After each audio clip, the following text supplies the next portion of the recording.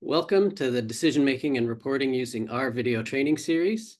We want you to be able to use the data you enter into VectorSurv to make decisions to help manage the risk of vector-borne disease in your area. VectorSurv's maps and calculators and charts are a good start, but we know that everyone's situation is a little different. To help you create your own decision-making tools and visualizations, we created the VectorSurv API. The VectorSurv API provides real-time access to your VectorSurv data. However, there is some technical knowledge required to access and use it. So we also created the vectorsurvR package that abstracts away most of the technical details and makes it simple to access and use your data. Since R makes it easy to analyze and create visualizations, you're all set to make whatever tools you need. This video series will teach you to use the vectorsurvR package to access your data, and then to use R to create visualizations and reports based on that data. This series will consist of several short videos, each covering a specific topic. Future videos will assume that you have at least a little experience with R. If you don't have any experience yet, that's okay too. In this video, I'll help you get started and give you some resources that can help teach you what you need to know. We feel that providing this training as a video series instead of our usual live webinar will make it easier for you to follow along and get exactly what you need out of it. I suggest that you follow along with the code examples. Pause the video if you need to while you type the code yourself. Feel free to rewind and rewatch videos as much as you'd like to make sure you understand the concepts. The first thing that you'll need to do is to download Rstudio. You can go to posit.co and click the Download Rstudio button, and then you'll find the button here to download Rstudio. That's the one you want to download. And you download the version that's appropriate to whatever you're using. In this case, I'm using Windows 11. Okay, now that it's downloaded, we will run the installer. Just accept the defaults, or if you want to change the folder, feel free.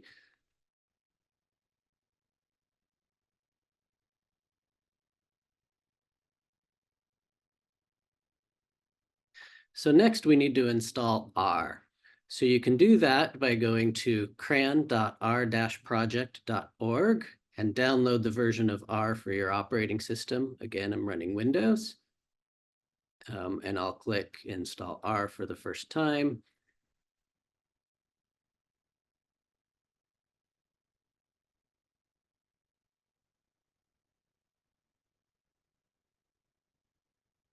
And I'm going to accept all the defaults.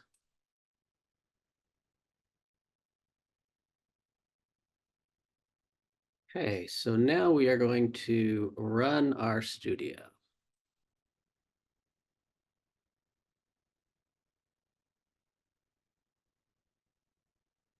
We'll just accept the default version of R there.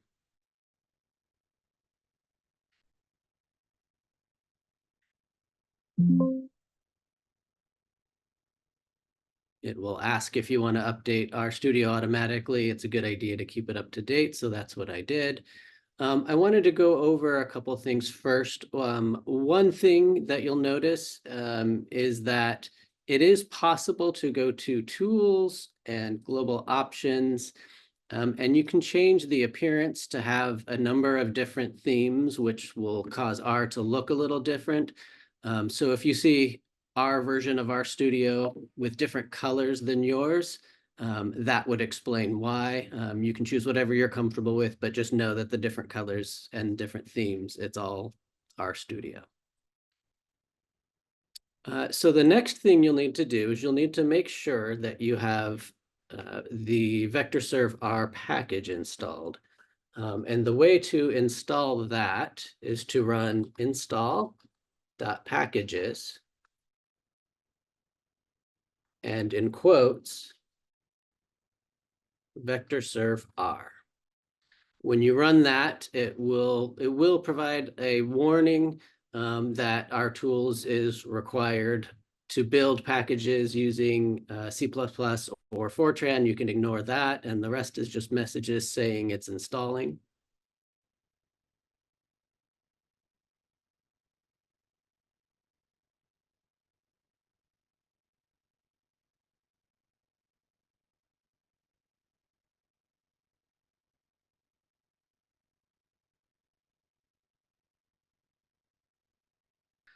Okay, so now that VectorSurvR is installed, that's all you need. And you can learn more in our next video, which will talk about how to connect to the VectorSurv API and access the data using that VectorSurvR package. Check the description below in this video. We'll put some links that might be helpful for you as you learn both the VectorSurv API and R itself. And we'll see you next time.